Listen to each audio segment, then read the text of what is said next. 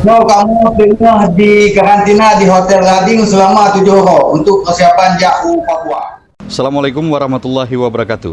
Berita Uronyo. Padum-padum dro urang Aceh jino kasiap-siap di Banda Aceh gena berangkat u Papua. Lawitnyo urang nyan tengah ji karantina bak landing hotel di Banda Aceh. Urang nyan gejak u Papua nakeh gejak ikut pon yang dipegot kalinyo di provinsi paling ujung Indonesia nakeh di Papua. Nibak cabang olahraga sepak takraw double event kaliyo na dua draw atlet takraw Aceh Timur yang mewakili Aceh. Bak acara pon ke Papua. Jino getanyo dengar pu yang kagak pegah oleh pelatih takraw Aceh, Munjir, bak Freelance News melalui sambungan video call dari Banda Aceh. Lun Munjir sebagai pelatih sepak takraw PON Aceh.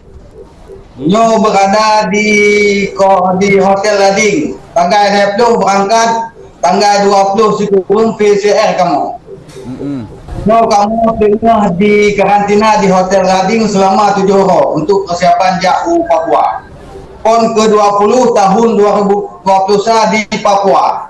Berangkat di Siga dengan kontingen KONI Aceh beserta Ketua KONI Aceh yaitu Haji Mudakir Manaf. Dua draw atlet takraw Aceh yang menghasil gemeen bak pon di Papua kalinyo nakeh Marzuki ngen Nazarudin. Ban dua atlet nyan asai Idi Raya Aceh Timur. Dari Aceh Timur, mandum atlet sepak takraw dari Aceh Timur, pelatih juga dari Aceh Timur. Dua draw pelatih. Yang disampaikan Wilung Nazarudin. Nazarudin asai dari Idi Raya Aceh Timur. Di sebelah kanan Long Marzuki juga dari Aceh Timur, Idi Raya. Idi Raya Aceh Timur. Berarti dua draw atlet ya. Dua atlet Aceh Timur yang akan berangkat ke PON bak Tonyo ya. Yo Pak. Kiban persiapan lawitnya, persiapan di dalam pelatihan hotel karantina di Banda Aceh. Nyo selama di karantina di Banda Aceh kamu cuma latihan biasa menteng untuk kamu kebancara hotel di PCR pek kenang positif.